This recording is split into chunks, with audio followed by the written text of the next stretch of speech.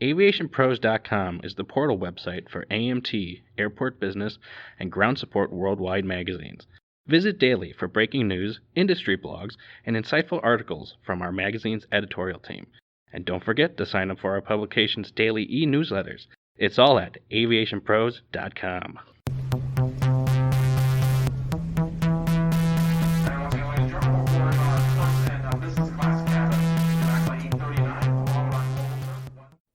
Hello, everyone, and welcome to another edition of the Aviation Pros podcast. I'm Joe Petrie, Editorial Director for Aviation Pros.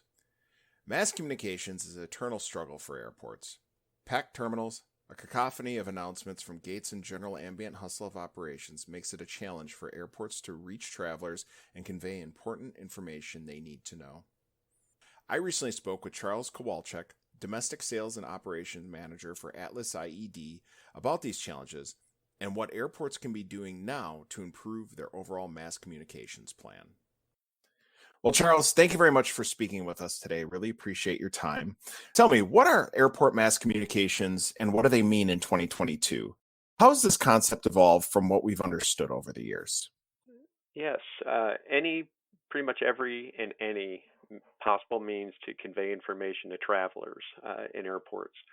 With the advent of IP-based network-centric solutions, many airports have been taking a comprehensive and cohesive approach, synergizing the technologies and solutions for a unified communications approach, a holistic ecosystem tying all of the technologies together, interfacing long-standing current technologies as well as adding new technologies, including public address voice evacuation, fire alarm, emails, text, SMS, mobile notifications, VoIP phone usage, as well as visual content, parking, and this would take place in parking, bus, train, flight information systems, everything in the path from arrival at the airport facility all the way up through getting on the plane.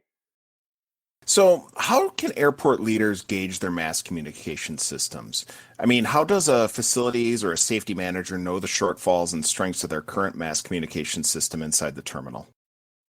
The number one way to tell if a communication system is effective is the correct message going to the correct zone to be heard or seen by the intended audience, being the traveler. It's not necessarily how loud a message is, it's how intelligible or visible the message can be. And in some cases, depending on the zone, it could be a desired quiet space and visual zones only possibly for those, so except for emergencies. So it's a combination of visual and audio for providing that message, and ultimately in the zone is the intended recipient getting that message. Now, obviously, your company has worked with a lot of airports over the years. Tell me, what are some of the most common challenges in airport mass communications that you have seen in North America that airport leaders might not know that they need to address?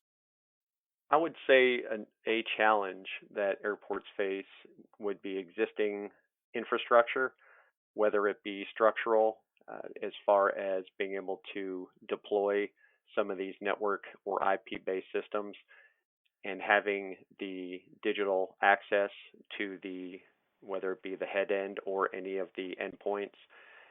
In many cases, in order to have some of the newer systems, the infrastructure has to be there first.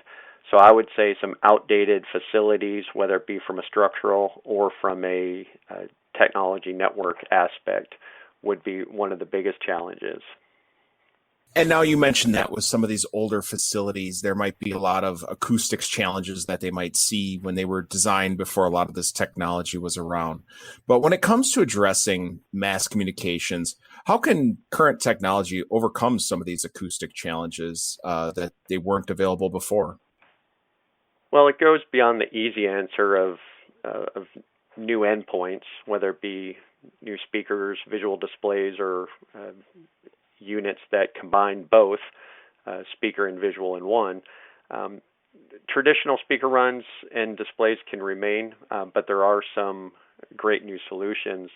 But again, IP infrastructure is the critical path, so that needs to exist. As far as anything acoustical, ceiling obstructions and surfaces can be assessed. Carpet and tile react differently to audio in the respective space. And whether or not, depending on the space, certain elements of a system such as ambient noise leveling, and that being an accommodation for peak travel times when there's more travelers and more ambient noise, plane lands, luggage carousel starts, and so on. So a lot of those accommodations can be looked at to remedy any potential acoustical problems. But overall, there's consultants that can take a look as well and do studies and tests based on the current environment. And again, with other renovation projects, there are certain things that airports can do with existing facilities and structure that they can still remedy or facilitate newer technology by looking at acoustical renovations and additions and treatments if needed. And now automation of these communications programs have come along in recent years. Tell me, how is automation's role in mass communications impacting the deployment of these systems in an airport environment? Yeah, automation is the key. In fact, the more airport executives I speak with, predictability is a very key feature that airports are focusing on for the traveler. A traveler desires a predictive passageway through the airport. And a lot of that predictability comes with automation and having solutions and technology happen. And some require feedback or function by a traveler. Could be downloading an app and getting it on their phone. But ultimately, automation and having, whether it be an automated boarding announcement, an automated visual page, ADA compliant, going to the proper location, or it could be having scheduled messages, whether it be for TSA reminders or passing through an airport, time of day, reminders about the moving sidewalk, baggage, reminders about curbside rules and restrictions. So not only the routine that moves a passenger from point A to point B through the airport, but also in the event of emergencies. If there's an emergency, it's critical that an automated message take over, because when done with a human voice on the recording in a very calm manner, people react better. They react quicker and they react calmer, as opposed to a gate agent or an airport employee trying to communicate with their spoken voice through whatever means possible. A lot of times fear and panic can come out when that message is conveyed. So automation of messages, and whether it be scheduled or critical alert, having those set up is important. And with those, just on the last part of that, how should airport leaders think about utilizing the automation of their communications program? I mean, what are the ones that are the most crucial to lend to that type of technology? Certainly it would be starting at the top with emergencies.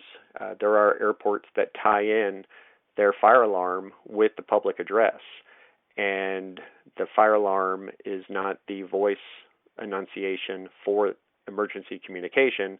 That defaults to the public address in a very crisp, clear, overhead speaker voice, communicating to all the zones necessary.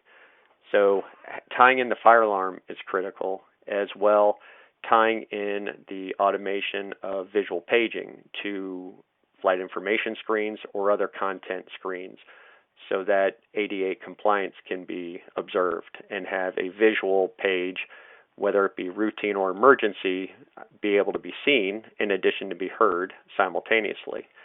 And then from a more routine aspect, to make sure airlines are happy and getting away from the gates on time, there's gate boarding information and software that can automate the boarding of an airplane. And the gate agent just has to hit a button on a mic station, let's say, at the jetway, and the boarding sequence will automatically happen. So everyone will line up accordingly. And that, from an efficiency standpoint, really helps the routine aspect of automation and any type of communication that goes on in the hold rooms right there. And my last question for you today, with so many different programs going on in airport improvement across the country right now and additional federal funding coming down the pike, tell me a little bit about, for these airports that are looking at improving their terminal going forward, what should they be thinking about when it comes to their mass communication systems inside these new facilities? I would say the number one thing to focus on moving forward is bringing all the technologies together. There's many different solutions out there, and in some cases, they deliver separate solutions to the traveling public. And it's important to harness those together, tie them together, and have a synergistic approach. And basically, the end result is every passenger needs to have comfort, ease, and speed going through the airport, and also safety.